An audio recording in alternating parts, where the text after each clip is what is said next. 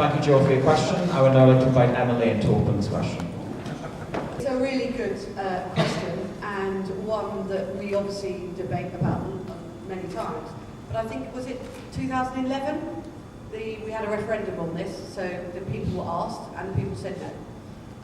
So for the time being, I'm afraid, in certainly general election and probably local authority election, it will remain first past the post. Obviously, in other scenarios with the police and crime commissioner, etc., we have, utilised alternative methods of voting, but for the time being, that's what people want. Yeah, the answer to that is no. We should have abolished first past the post 100 years ago. It's an absolutely archaic system that produces no correlation between the number of votes cast for the parties and the number of seats they get in the legislature. We should move to the single transferable vote, which is the fairest system. People in Britain are increasingly used to this. We use a proportional system for local government in Scotland, the assembly elections in Scotland, Wales and Northern Ireland. For European elections, it's no longer an alien system. People are used to it. We should switch to it, and we'd be a much more democratic country if we did. This is pretty obvious, I think. I agree with Mike, we should have switched many, many years ago. The Conservatives and Labour Party will say, yeah, we need to keep first past the post because it keeps them in power. And unfortunately, that's not the way things should work anymore, because if 6% of the public, which is what it's looking like, are going to vote for the Green Party, why should we only have one MP? That means something like 3 million people have voted for the Green Party, yet we've got one representative in Parliament. But it works the same way the other way around. The SNP are currently predicted 54% of the vote, yet 100% of the seats in Scotland. So it doesn't work that way around either, because it distorts horrifically the way in which you want to be represented by your Parliament. A hypothetical situation, and it's not going to happen, even if the Greens got 35% of the vote, we'd still only get 93 seats. If the Conservatives get 35% of the vote, they get a majority in Parliament. Let's be realistic here. It doesn't work. It doesn't work for you. It doesn't work for us.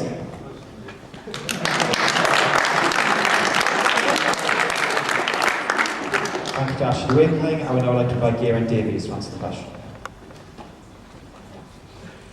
Of course, the advantage of first past the post has been, so-called clear government, but obviously we're going to get two coalitions, so that argument is bust. It isn't the case we had a vote on proportional representation. We had a vote on AV, which I don't agree with because it's transferable vote within one constituency. I think we do want a more proportional system like we've got in Wales and Scotland. And interestingly enough, as contrary to what Ashley said, it isn't in the Labour Party's interest because, of course, in Scotland we'd get a third of the seats. At the moment, it looks like we're not going to get any. But anyway, laughing aside, I think that we should have a more proportional system, which is quite similar to the Welsh one.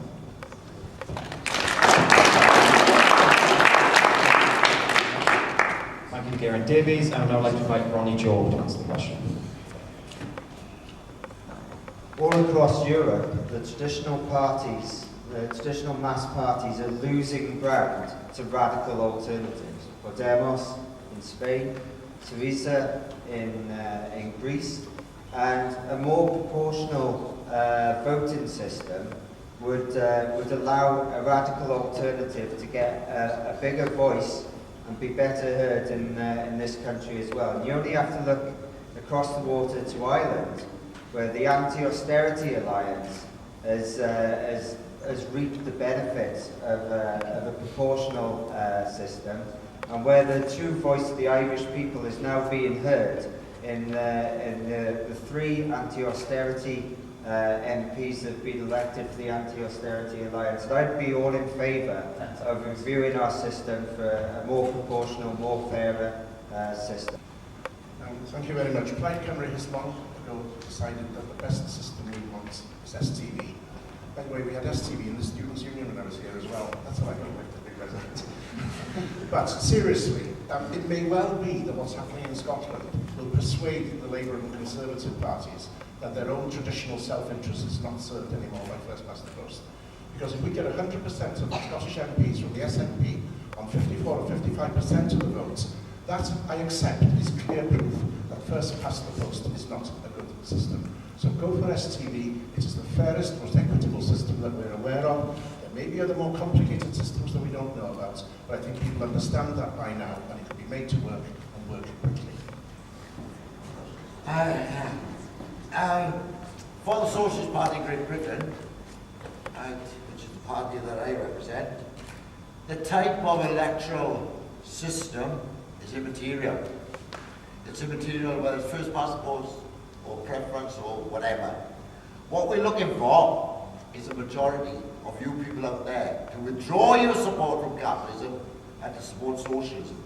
That's what it's all about. And how we get that is entirely up to you. It's not up to me, it's not up to the election system, it's not up to the politicians, especially the politicians that support capitalism, right? It's entirely up to you. It's a simple task, and that is withdraw your support from capitalism in any shape or form. And I much prefer that you withdraw it through the ballot box by voting for socialism. Thank you.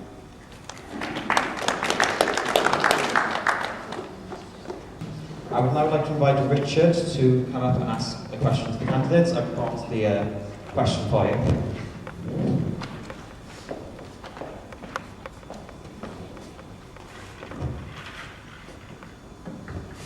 Okay, even though GDP is rising, productivity is currently at the lowest levels since the 1970s. What does your party plan to do to increase productivity, thereby securing a proper economic recovery? Thank you, Richard, for asking the question.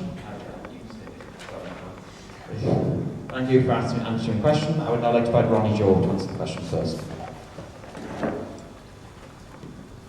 And the problem for British capitalism in particular is the British capitalists have been even more reluctant to invest a larger share of their profits into increasing productivity than their rivals on the world stage. And that's part of the historical decline of British capitalism. And we now have the ridiculous situation where the biggest corporations in this country and the banks are sitting on 750 billion, it's been estimated, in cash reserves that they're not investing because it's not profitable enough for them. Well, we say take that profit motive out of the system, you know, and invest in improving productivity so you can meet people's needs. Thank you to Ronnie Job. I would now like to invite Emma Lane to answer the question. So it's about small business. It's about encouraging small business to do more. If every small business in Wales employed one more person, there would be no unemployment in Wales. So it's about encouraging the opportunity for small business to develop. How? By giving them tax breaks, by continuing to help them with small business aid relief, by continuing to encourage them to employ apprentices, by continuing to encourage them to invest in their own businesses, to employ everybody else, and then that ultimately will help Wales become a better place, and it will help increase productivity. We have been through a tough time. We have suffered in the last 5 years as a result of the previous 13 years, but things are on the up. Stick with it.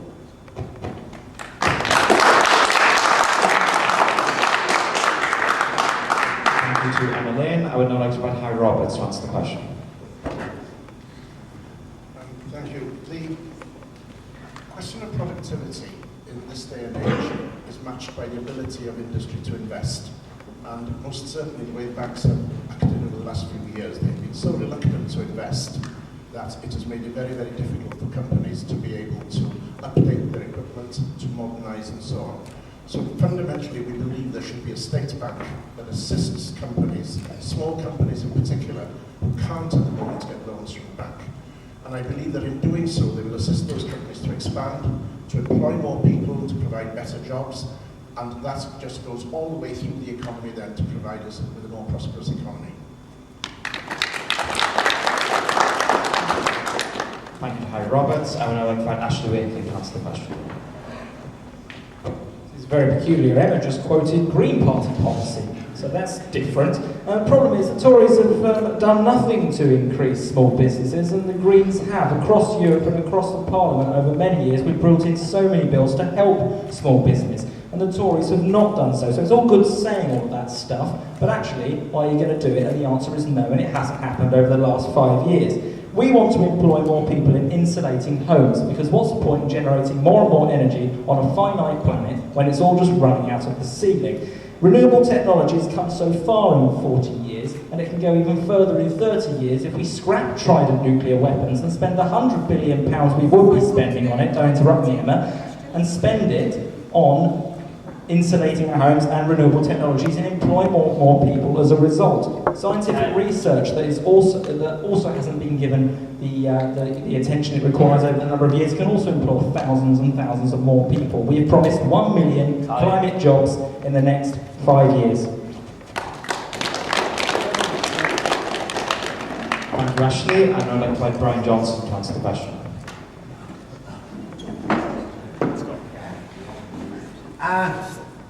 Work harder. Pick up that shovel and that pick and dig that hole a bit bigger and deeper. Right? And while you're at it, make sure it's big enough, for the capitalist class. Because it's the capitalist class that's urging you to be more productive in order for them to be more profitable. That's what it boils down to. Look at the world around you. Right? There is an abundance of wealth. There is no need, actually no need for further productivity. There's abundance of wealth to furnish and distribute the needs of the human species around the globe. There is sufficient food, sufficient clothing, sufficient material to build empty houses. You call it what you like. Increase productivity? Yes, you'll be able to increase your productivity so it's fertile for the whole of the community. And the socialism. And the capitalism, you'll only increase productivity to increase their profits. Okay, thank you to Brian Johnson. I would now like to invite Mike Sheehan to answer the question. Thank you. The solution is definitely not trying to make ordinary people work harder or to freeze their pay in order to produce higher productivity. It's about investment. And that means investment at the national level, things like regional development programs, the Green Bank, and so on. It means investing in the infrastructure renewal that Britain desperately needs. And it means trying to change the mentality of the City of London, which thinks it's more important to give dividends to share owners than to reinvest in the company itself.